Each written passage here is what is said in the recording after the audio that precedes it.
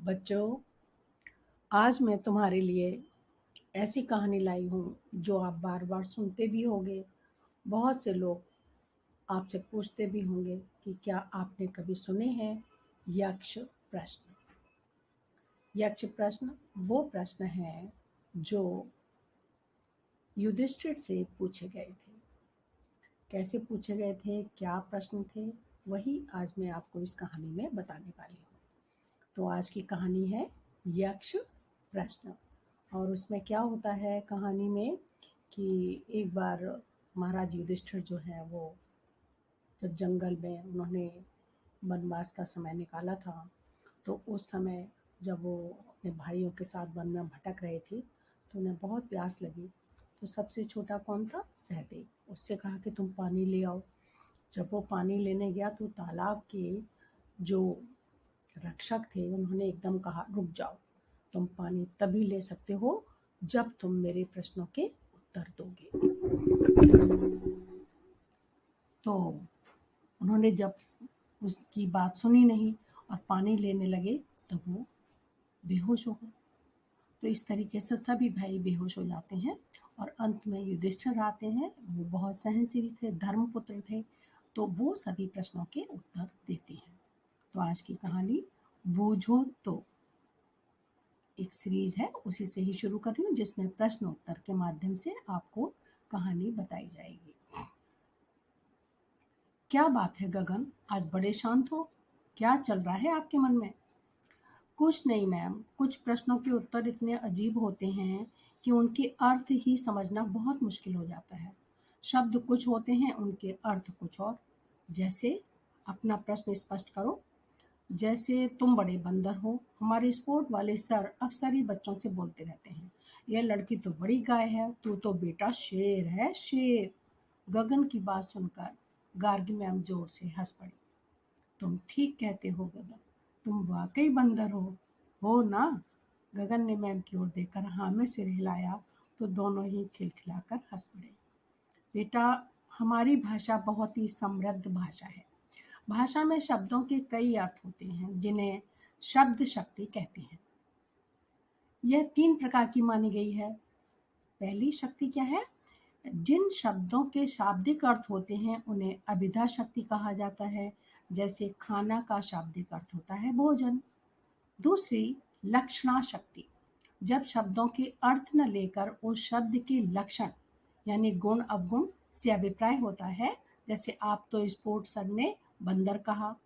यहाँ बंदर से अभिप्राय जानवर से नहीं, उसके गुणों से है कि तुम बंदर की तरह शैतान, चंचल और नटखट हो। वह लड़की गाय के समान सीधी और सरल है। वह लड़का शेर की तरह बहादुर है। इसे क्या कहते हैं? इसे लक्षणा शक्ति अर्थात लक्षण से लिया जाने वाला अर्थ। लक्षण, आपको यह अर्थ याद रहेगा। तीसरी शक्ति होती है व्यंजना।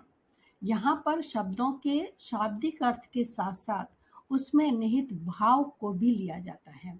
जैसे पुत्र तो कुलदीपक होता है, यहाँ पर दीपक शब्द में निहित भाव को भी लिया जाएगा। जैसे दीपक उजाला करता है, अंधकार मिटाता है, रास्ता दिखाता है, उजाले से सबको खुश कर देता है। वाह मैम, आज आपने तो शब्दों के विभिन्न अर्थ बता दिए। ऐसे शब्दों का प्रयोग कहाँ होता है? वैसे तो आप वाक्य की गंभीरता को बताने के लिए भी इनका प्रयोग कर सकते हैं, लेकिन इनका अधिकतर प्रयोग कविताओं में होता है। कविताएं बहुत अर्थ समेटे होती हैं, इसलिए वहाँ अधिक प्रयोग होता है। वैसे तो आप योग्यता अनुसार आप इनका प्रयोग कहीं भी कर सकते हैं। मैम, क्या इनका प्रयोग यक्ष प्रश्नों में भी हुआ है? क्योंकि वहाँ प्रश्नों के उत्तर समझ नहीं आते। गगन ने प्रश्न किया। तुमने सही कहा गगन, मैं तुम्हें उनके अर्थ समझाऊंगी। पहले यह बताओ कि यक्ष प्रश्न क्या है? मैम, मुझे ज्यादा तो नहीं मालूम।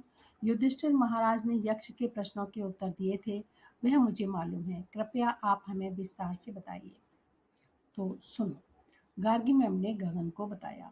एक बार धर्मराज को अपने पुत्र युधिष्ठिर के ज्ञान और धर्म की परीक्षा लेने का विचार मन में आया, तो उन्होंने एक सरोवर को अपना परीक्षा स्थल बनाया। युधिष्ठिर अपने चारों भाइयों और द्रौपदी के साथ अज्ञातवास की चिंता में घूम रहे थे। जंगल में भटकते हुए द्रौपदी को प्यास लगी तो उन्होंने पानी के लिए युधिष्ठिर से आग्रह किया। युधिष्ठिर ने सहदेव को पानी लाने को कहा और वह उसी सरोवर पर पहुंचा।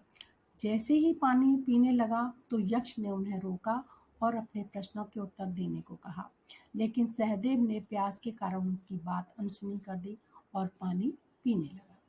पानी पीते ही वे मृतप्राय हो गए। जब काफी देर तक सहदेव लौटकर नहीं आए तो एक एक कर पांडव, नकुल, अर्जुन, भीम के साथ भी सहदेव जैसा ही हुआ। अंत में युधिष्ठिर किसी अनिष्ट की आशंका से वहां खोजते खोजते पहुंचे। वहां अपने भाइयों को मृत पाया तो वे परेशान हो गए। वे जानते थे कि उनके बहादुर भाई लड़कर तो मारे नहीं जा सकते, यह कोई दैवीय आपदा है। उन्होंने प्रार्थना की कि जिसने मेरे भाइयों का यह हाल किया है वह सामने आए।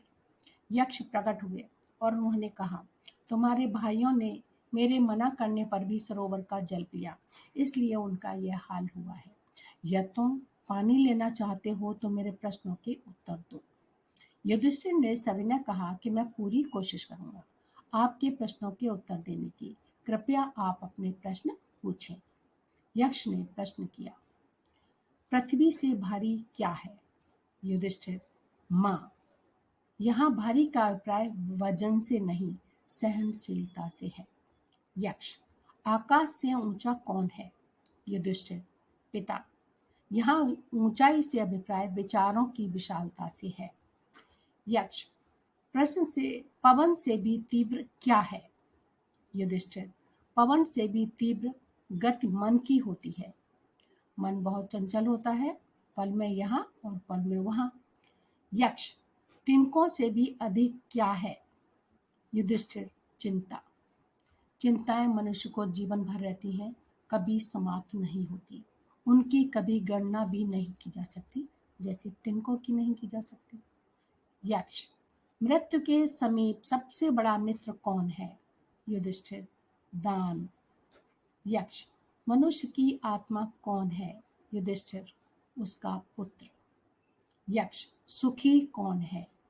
युधिष्ठिर, जो ऋणी न हो, यानी कि जिसके ऊपर कोई कर्ज न हो। यक्ष, श्रेष्ठ धर्म क्या है? युधिष्ठिर, दया करना। यक्ष, जगत को किसने ढक रखा है? युधिष्ठिर, अज्ञान ने। यक्ष, सच्चा स्नान क्या है? युधिष्ठिर, जो मन का मैल धो दे, यानी मन में दुष्विचार ना हो, किसी के प्रति द्वेष की भावना ना हो। यक्ष, काजल से भी काला क्या है? युधिष्ठिर, कलंक। कलंक को भी सदियों तक नहीं मिटाया जा सकता। यक्ष, लज्जा क्या है? युधिष्ठिर, न करने वाला कार्य, न करना ही लज्जा है। यक्ष, सबसे बड़ा आश्चर्य क्या है? युधिष्ठिर, प्रत्येक व्यक्ति जानता है कि मृत्यु निश्चित है, फिर भी वह स्वयं मरना नहीं चाहता। यक्ष, राष्ट्र की मृत्यु का क्या कारण होता है?